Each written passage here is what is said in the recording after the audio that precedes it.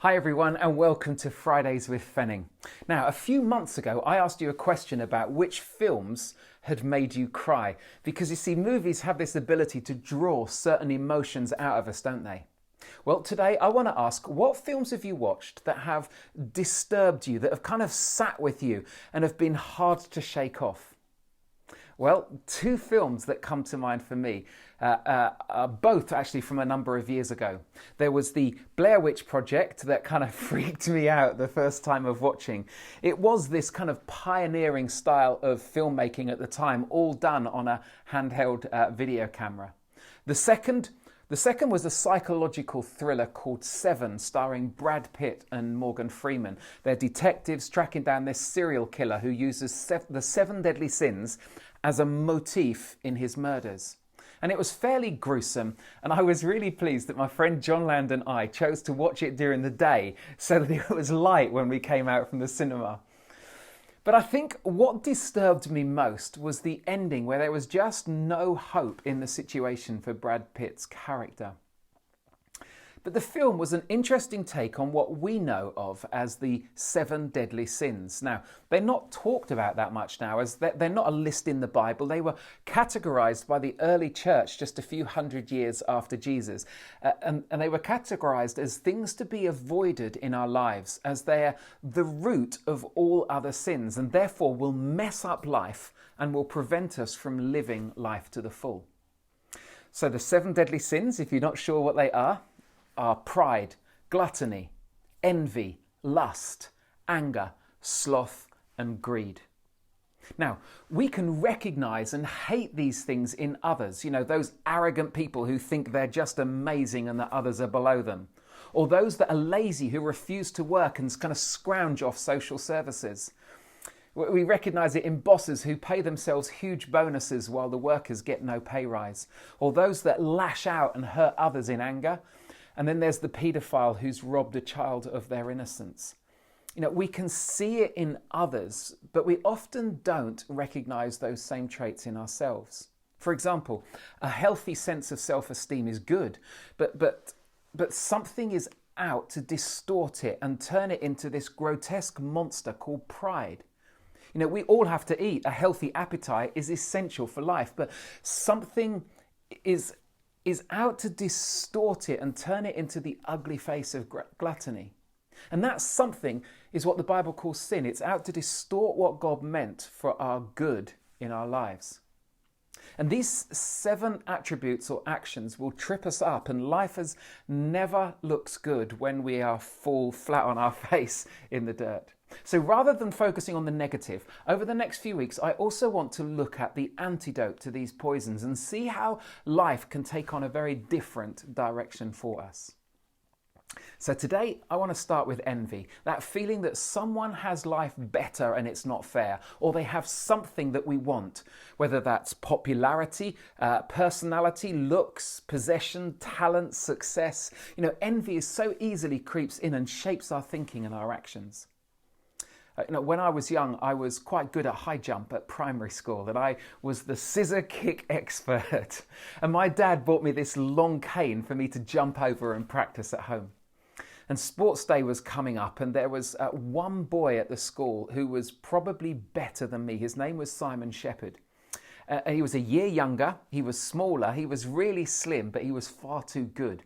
And so as sports day approached, I was playing football with my friends, and I noticed Simon was practicing with the official high jump equipment at the school on the grass area, just away from where we were playing. And for a moment, I hated him. He was my nemesis, my competition, my enemy. And then a thought came to my mind. If I hit the football hard at him, it could really hurt him. And so I waited my moment and belted the ball hard in his direction. And it hit the upright stanchion of the high jump, another bit that holds the bar, and knocked it right into Simon. It split open his head and blood poured everywhere. Well, my acting career began that day as I made out that it had been an absolute accident. But deep down, envy had got the better of me. Now, I saw Simon just a few years ago, but I decided not to mention it. I didn't want to open up old wounds. Envy comes from misplacing where we find our value and worth. For me, at school, my worth came from winning at all costs, obviously. But it's still true today, because if other church leaders are seeing better things happening at their church than at the Forge, and they're sharing these amazing stories, if my value and worth comes from what I do, I'll hate other people's success, because it shows up my worthlessness, that I'm not very good at leading. But if my sense of value and worth comes from who I am, knowing that I'm loved, accepted, I'm an adopted child of God, and not from what I do, then I can celebrate, not envy, other people's successes. Envy is often linked with the comparison trap. Andy Stanley explains it this way. He says there is no win in comparison.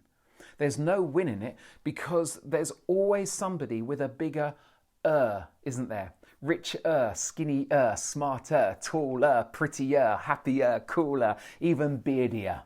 And then there's the type A people amongst us who are not only satisfied with being an you want to be an est, the richest, the smartest, the happiest, the prettiest, the handsomest. The problem is there is no win in comparison. There's no finish line. There's no sense of satisfaction, just envy or pride. And with envy, there's no peace. It takes away our peace. It creates angst and frustration and destroys how we view and treat other people. So do you know what motivated the killing of Jesus? Well, it was the envy of the religious leaders. The Gospels mention it over and over again. They were envious of Jesus and plotted to kill him. And envy destroys relationships. So 2 things that I want you to consider today regarding an antidote to envy. 1, where do you find your value and worth? Is it from what you do? And if so, be careful, because you'll always find people who can do what you do better than you. And that will undermine your own self-worth.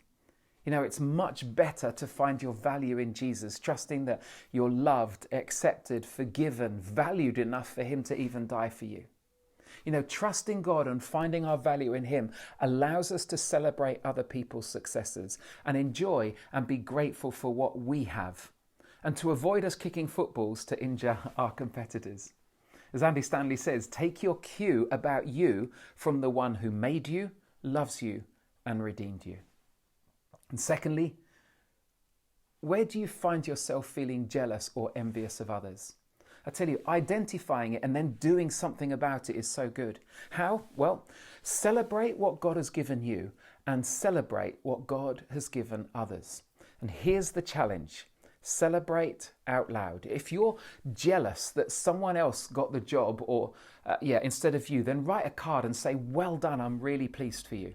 If you're jealous that someone has got married before you, then contact and congratulate them. And every time envy begins to creep into your heart, respond with an outward message of congratulations. And say inwardly, jealousy, envy, you have no hold and no part in my life. And there'll be times when you think, but I don't feel like it. And even if you don't feel like it, do it.